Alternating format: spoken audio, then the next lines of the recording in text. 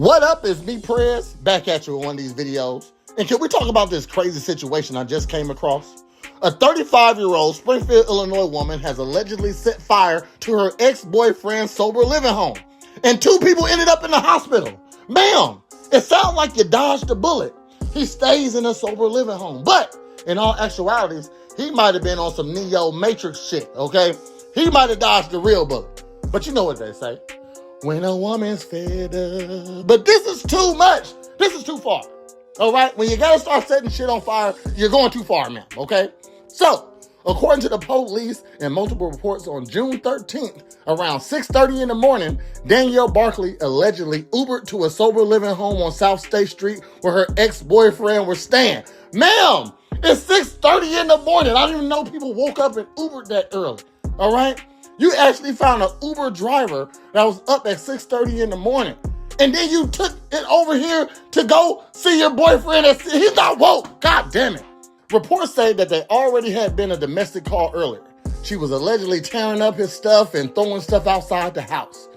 Video allegedly shows her walking around the property, then later seeing smoke and running off without calling 911, even though she knows people were inside.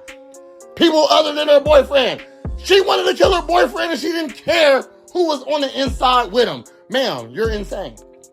Investigators say that the fire started on the back porch. 2 residents were injured and some reports mentioned that people had to jump out of windows just to escape. The damage is over $100,000. The home is a sober living facility, ma'am.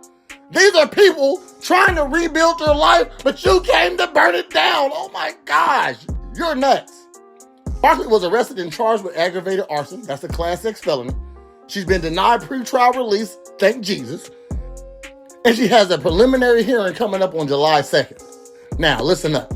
We all been in that situation, in that relationship, where you reach a point where you got too disrespected, ignored, or pushed too far. But how far is too far?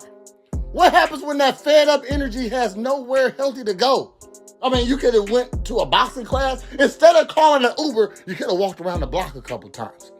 Anger turned into action that hurt innocent people who had nothing to do with the situation, ma'am.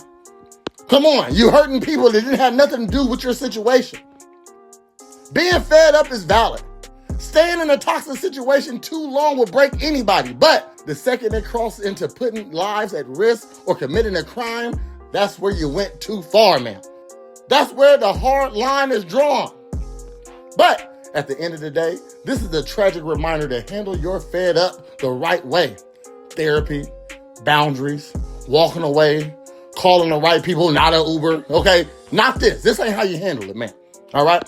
2 people went to the hospital. A recovery home got damaged. Lives got disrupted. So what do y'all think? Was she pushed too far because she had went a little bit further? Drop your comments below, but keep it respectful. If you're dealing with a toxic situation right now, please reach out to the right people. Get some help. You're not alone. Like, comment, subscribe. President out.